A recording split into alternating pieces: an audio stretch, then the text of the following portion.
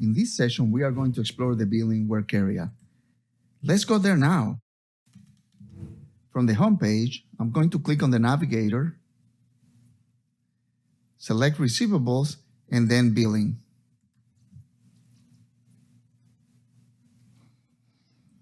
A work area is a page that groups related tasks.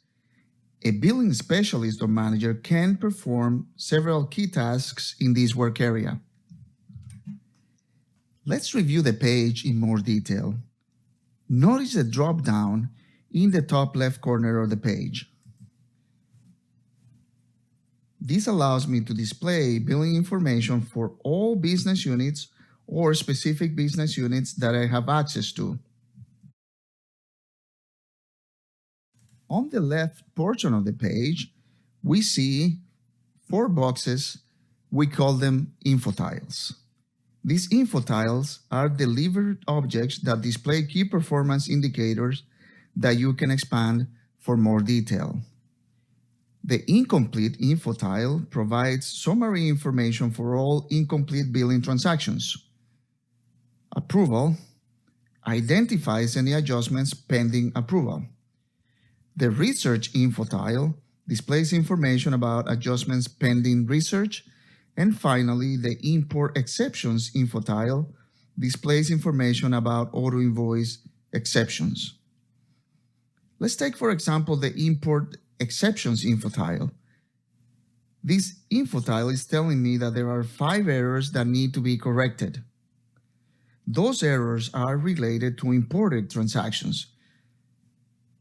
I'm going to click on this here, the number 5, which is a hyperlink, to view more detail. Notice that after I clicked, I see 5 rows of data in the center of the page. We call this portion of the page section. These are 5 errors that need to be corrected. Let's take a look at the task panel now. The task panel is located in the top right corner of the page where we see these 3 icons. I'm going to start with the tasks icon.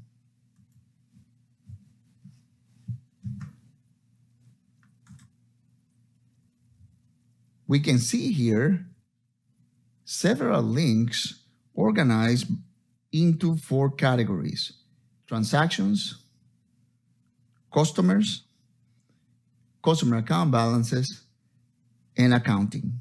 Most of the links displayed here are related to the customer billing process. I'm going to click on Manage Transactions now.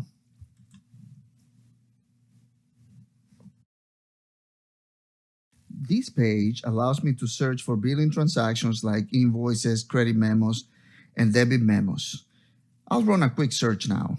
I'm going to populate customer information in the Bill to Customer field. So I'll select the customer Easy Solutions.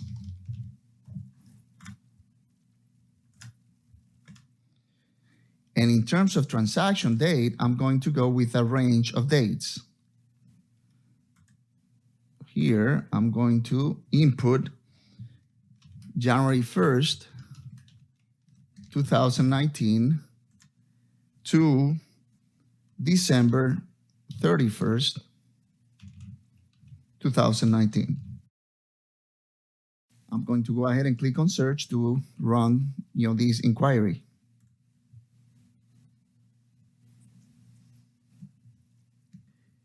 These rows of data that we see here are billing transactions for this customer. Notice that we have transaction numbers. We have information about the type of transaction. These are invoices. They are complete, and then they show, of course, the customer associated with these invoices as well as the business unit.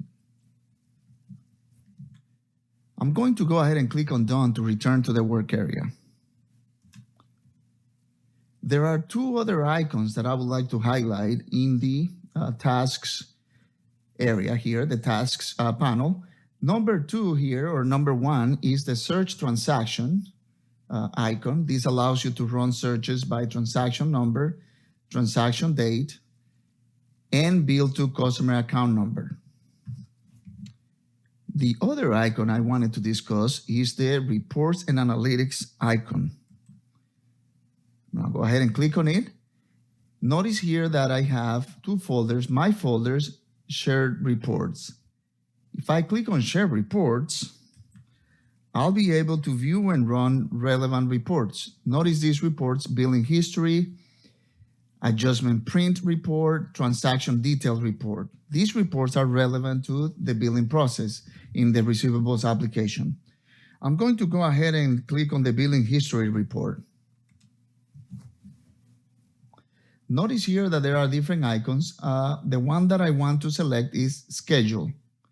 This will allow me to run the report.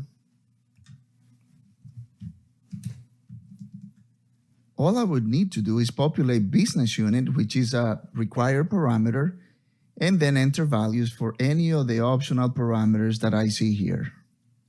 I'm going to go ahead and click on cancel.